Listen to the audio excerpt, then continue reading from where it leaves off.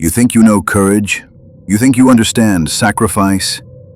Imagine a woman, just a young woman, facing a journey so perilous, a responsibility so immense, it would break the strongest of men. This isn't just a story from history.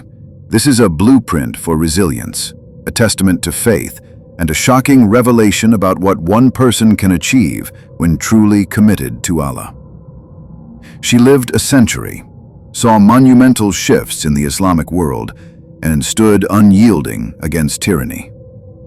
Her name was Asma bint Abu Bakr, and her legacy, marked by a simple act of profound bravery, earned her a title that echoes through time: the Possessor of Two Waistbands, or Dhatun Nitaqayn.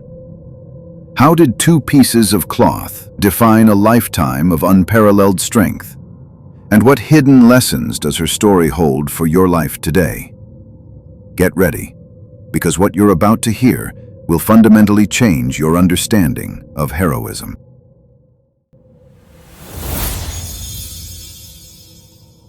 The air in Mecca was thick with tension, fear, and a deadly plot. The Prophet Muhammad, peace be upon him, and Abu Bakr were about to embark on the most critical journey in Islamic history, the Hijrah to Medina. But this wasn't just a walk in the park. This was a secret, dangerous exodus, hunted by the most ruthless men in Arabia. Every detail, every morsel of food, every drop of water had to be prepared with absolute precision and secrecy. Who would undertake such a perilous task, knowing the consequences of discovery were immediate death? It was Asma, the daughter of Abu Bakr, a young woman already married with a child on the way. Think about this. You are entrusted with the most vital provisions for the Prophet of Allah himself, knowing that any slip-up, any mistake, could doom the entire mission. The weight of that responsibility would crush most. Yet, Asma stepped forward. She tirelessly prepared the provisions at her father's house, packing the food and water for their treacherous desert journey. But as the moment of departure loomed, a critical problem emerged. There was no rope, no means to tie the bundles securely for the long, arduous trek. Imagine the panic, the desperation, as precious moments tick away and the escape window narrows. What would you do? Asma, in a moment of pure, unadulterated genius and self-sacrifice, looked down at her own waistband, the very cloth that held her garment together. Without hesitation, without a second thought for her modesty or comfort, she tore it in two. One piece secured the food, the other secured the water. An act so simple, so fleeting, perhaps taking mere minutes. Yet it solidified her place in history. It was this profound, selfless act that earned her the immortal title, the Possessor of Two Waistbands. What secret power allowed her to make such a rapid, life-altering decision? It was the power of ikhlas, pure sincerity to Allah, a sincerity so deep that it transforms even the smallest action into an eternal legacy. Her willingness to sacrifice her immediate need for the greater cause demonstrates a level of commitment that few will ever truly comprehend. Asma's story is not just about a single heroic act. It's about a lifetime of unwavering faith and extraordinary resilience. She lived to be 100 years old, a remarkable feat in itself. During her century on Earth, she witnessed the nascent Muslim community grow from a persecuted few to a global power. Think about the changes she saw. The establishment of the Islamic State in Medina, the conquests, the flourishing of knowledge, and then the internal strife that shook the foundations of the Ummah. You might struggle to adapt to minor technological shifts in a decade. Asma navigated an entire century of monumental historical events, all while holding steadfast to her faith. Born 10 years older than Aisha, Asma was already married to Zubair ibn Al-Awwam, one of the 10 promised paradise, when the Hijrah took place. She was even 7 months pregnant with her first child, Abdullah ibn Zubair, during the treacherous journey to Medina. Imagine undertaking such a perilous migration while heavily pregnant, knowing that every step could be your last. This was not a sheltered life. This was a life of continuous struggle and active participation. Her home life was also a testament to her endurance. Her husband, Zubair, was a devoted companion to the Prophet, but initially he was not a man of wealth. Asma, the daughter of Abu Bakr, a prominent figure, did not complain about their humble beginnings. Instead, she took on countless responsibilities that would break most women today. She fed their horse, drew water, mended clothes, and even carried date seeds for miles on her head to cultivate their land. You complain about traffic. Asma walked kilometers, burdened, for her family's sustenance. This isn't just about physical labor. It's about a profound understanding that true richness lies not in material possessions but in dedication and effort for one's family and faith. This incredible resilience in the face of hardship, this silent struggle within her own home, was as much a part of her underdog story as her public bravery. Asma's loyalty was not just to her faith, but to her family, a loyalty so fierce it transcended societal norms and personal comfort. You might struggle to maintain ties with difficult relatives, but Asma faced a unique challenge. Her own mother, Qutayla, who remained a disbeliever, came to visit her in Medina, bringing gifts. What would you do when faced with a parent who rejects your faith, yet seeks to connect? Asma, true to her principles, initially hesitated to accept the gifts or even let her mother enter her home, seeking guidance from the Prophet Muhammad, peace be upon him. This isn't rejection. It's a profound display of seeking divine guidance in a complex personal dilemma. The Prophet's response was a profound lesson in compassion and maintaining ties of kinship, even with those of differing beliefs. Maintain ties with your mother. This divine instruction, revealed in Surah Al-Mumtahana, verse 8, highlights a crucial Islamic principle. Birrul walidain, kindness to parents, irrespective of their faith, as long as they do not command disobedience to Allah. Asma immediately obeyed, accepting her mother and the gifts. This incident revealed a hidden truth about Islamic teachings, that mercy and respect extend far beyond religious boundaries, a concept often misunderstood in our volatile world. Her loyalty was tested to its absolute extreme in her old age, with her son Abdullah ibn Zubair. Abdullah, a prominent leader, found himself in a brutal conflict with the Umayyad dynasty, led by the infamous Hajjaj ibn Yusuf al-Thaqafi. As the conflict escalated and his forces dwindled, Abdullah, facing certain death, sought advice from his elderly mother. Imagine you are in your 90s. Your son, a respected leader, comes to you, telling you that his companions have abandoned him and that the enemy offers him worldly riches if he surrenders. What would you tell him? Asma's response was not one of fear or compromise, but of steel-like resolve. She reminded him of his truth, his purpose, and the martyrs who had fallen before him. "If you know that you are on the truth," she declared, "then continue. Do not let your neck be played with by the children of Umayyah." She even went further, urging him, "Being killed is far better."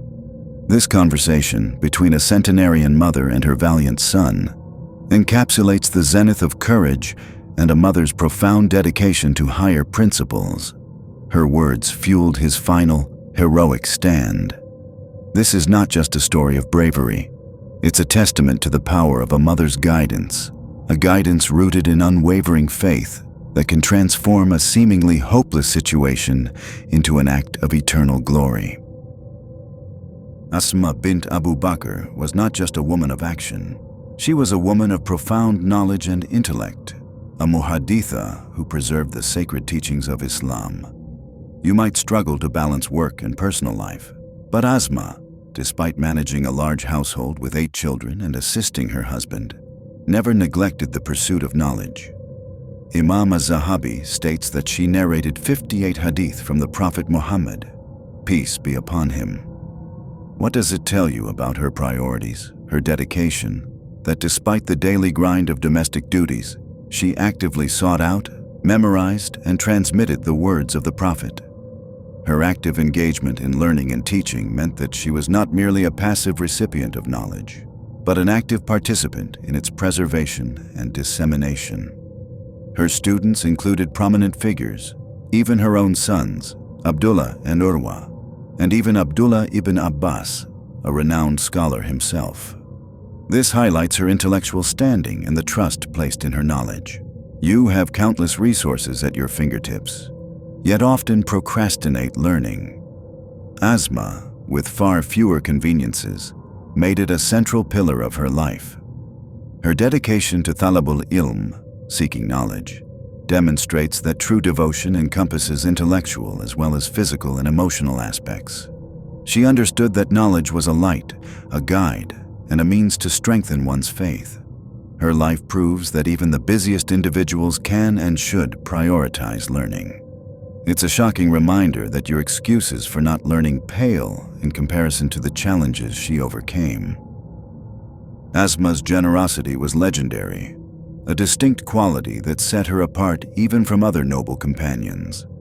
You might be generous when you have an abundance, but Asma practiced generosity even in times of scarcity, living out the prophetic teaching, "Give, and do not withhold, for if you withhold, your provision will also be withheld." Her son, Abdullah ibn Zubair, testified to this, saying he never saw two women more generous than Aisha and Asma, though their methods differed. While Aisha would accumulate wealth and then distribute large sums, Asma had a unique approach. She would give immediately upon receiving anything extra. If there was anything left over from their meal, she wouldn't save it. She would send it to the neighbors. Imagine your refrigerator overflowing with leftovers, while Asma, in far greater hardship, would ensure nothing went to waste for the needy. This isn't just about sharing. It's about a deep understanding of barakah, blessing, and a complete reliance on Allah's provision. She taught her children this principle: spend and give charity, and do not wait until you have a surplus, for if you wait for a surplus, you will never spend. This radical approach to giving, to immediately distribute what is extra, reveals a profound trust in Allah's promise of sustenance. It challenges your conventional thinking about saving and accumulating, urging you to prioritize giving as a means of seeking Allah's pleasure and increasing barakah. Her spirit of infaq, spending in the way of Allah, was inherited from her father, Abu Bakr, whose generosity was so immense that even Umar ibn al-Khattab admitted he could never surpass it. Asma's life is a shocking blueprint for how generosity, even in hardship, unlocks unimaginable blessings. The climax of Asma's life arrived with the ultimate test of her faith and her son's martyrdom. After Abdullah ibn Zubair was tragically killed and crucified by Hajjaj ibn Yusuf al-Thaqafi, his body remained impaled for 7 days. Imagine your child's body desecrated, publicly displayed as a warning. What level of grief, rage, or despair would you feel?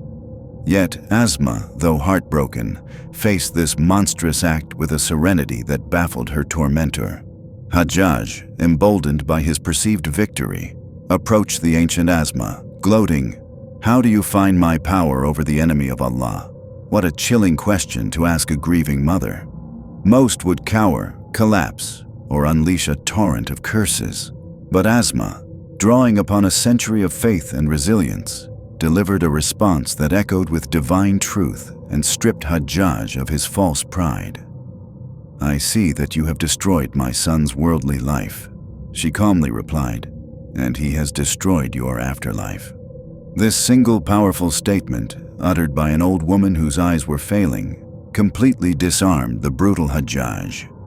He turned and left, defeated not by force, but by the sheer, unyielding spiritual strength of Asma. Her calm defiance in the face of absolute tyranny, her focus on the eternal rather than the temporary, is a profound lesson for your own struggles. It's a secret weapon against oppression, seeing beyond the immediate pain to the ultimate justice of Allah. Asma passed away just a few nights after her son's martyrdom, at the age of 100. She was the last of the Muhajirin women to die, a living testament to an era of unparalleled sacrifice and faith. Her legacy isn't just about a waistband, it's about an unbreakable spirit, a mind rooted in knowledge, a heart overflowing with generosity, and a courage that stared death in the face and whispered, "Allah is greater." You have a choice: to be consumed by your challenges or to find your own two waistbands and embody the unyielding spirit of Asma bint Abu Bakr. What will your legacy be?